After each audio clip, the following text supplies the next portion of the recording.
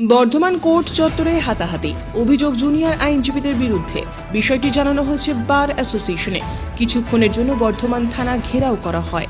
বিষয়টি নিয়ে যথেষ্ট উচ্চ পর্যায়ের আলোচনায় বসেছেন সমস্ত আইনজীবী এবং প্রশাসনিক কর্তা ব্যক্তিরা, যাতে আগামী দিনে এ জাতীয় ঘটনার পুনরাবৃত্তি না ঘটে। বর্ধমান শহরের কোর্ট কম্পাউন্ড এলাকায় বর্ধমান আদালত চত্বরের মধ্যে 7 নম্বর ওয়ার্ডের তৃণমূল কংগ্রেসের সহ সভাপতি গোপাল সরকার নিজের ব্যক্তিগত কিছু কাজ করাতে এসে গাড়ি রাখাকে কেন্দ্র করে কিছু জুনিয়র আইনজীবীদের সঙ্গে রীতিমতো হাতাহাতিতে জড়িয়ে পড়েন। তৃণমূল নেতা গোপাল সরকারকে একা পেয়ে তাকে মারধর করা হয় বলেও অভিযোগ। তারপর তিনি বিষয়টি ওয়ার্ডে জানান। তৃণমূল কর্মী সমর্থকদের সঙ্গে নিয়ে কোর্ট চত্বর থেকে বর্ধমান থানায় যান এবং সেখানে কিছুক্ষণ বিক্ষোভ দেখান। দোষীদের অবিলম্বে গ্রেপ্তার করতে হবে এবং এই ঘটনার পুনরাবৃত্তি যেন না হয়, এই দাবি নিয়ে তারপর বর্ধমান বার অ্যাসোসিয়েশনের কাছে লিখিত অভিযোগও জমা দেন জুনিয়র আইনজীবীদের বিরুদ্ধে এবং বর্ধমান জেলা বার অ্যাসোসিয়েশনের পক্ষ থেকে জানানো হয় তারা এই বিষয় নিয়ে আলোচনায় বসেছেন। যত দ্রুত সম্ভব এই সমস্যার সমাধান হয়ে যাবে বলে জানান তারা। ছিল আমি কোর্ট চত্বরে আজকে আমার একটা কেসের ডেট ছিল, আমি কোর্টে যাচ্ছিলাম, দিয়ে গেটের কাছে গাড়ি পুলিশরা আটকায়, বলে যে এইটা যাওয়া যাবে না, বলে এরকম উকিলরা যায়। আমি ঠিক আছে স্যার, আমি গাড়িটা ব্যাক করতে যাব, দিয়ে একটা জুনিয়র উকিল পিছন দিয়ে হর্ন দিল জোরে, হর্ন দেওয়ার আমি গাড়িটা সরাবার আগেই ও দ্রাম করে এসে মেরে দিল। মেরে দেওয়ার পর ও বেরিয়ে চলে গেল। দিয়ে আমি ওকে ধরলাম, যে আমি না তুমি মেরে গেলে তুমি কিছু বললে না, তুমি গেটের কাছে দাঁড়িয়ে আছো কেন? আমরা গেটে গায়ে দাঁড়িয়ে আমি পুলিশের সাথে কথা বলছি, পুলিশ আমাকে আটকিয়েছে, আমি তার জন্য কথা বলেছি। দিয়ে উল্টোপাল্টা কথা বলছে, আমি ভাই তুমি উল্টোপাল্টা কথা বলছো কেন? দাঁড়াম করে আর 10-15-20টা আরো জুনিয়র উকিল আরো উকিলরা সব ওর হয়ে কথা বলতে লাগলো। ও ওই সাপোর্টটা পেয়ে ও হাত চালাতে লাগলো।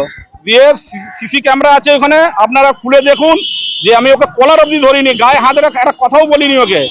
ওই উকিলের সাপোর্টে ওইটাও করলো।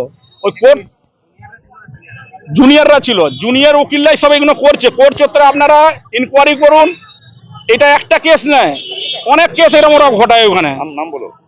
সুবিধ মন্ডল। সুবিধ মন্ডল, ওর নাম হচ্ছে সুবিধ মন্ডল, শুভজিৎ মন্ডল, সুবিজিৎ মন্ডল, সায়েন্স সেন আর রানা। রানা।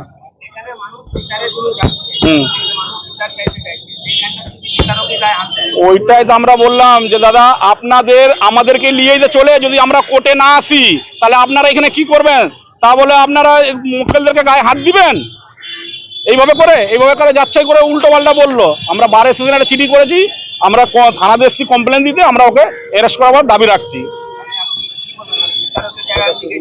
আমি বিচারকের জায়গায় গেছি বিচার চাইতে, ওই জায়গাতে যদি এইরকম করে, কালকে একটা মেয়ে ছেলেকে উকিল ছিল তা হানি করে সব উকিলরা মিলে, জুনিয়র উকিলরা মিলে বলবে এটা ঠিক হয়েছে?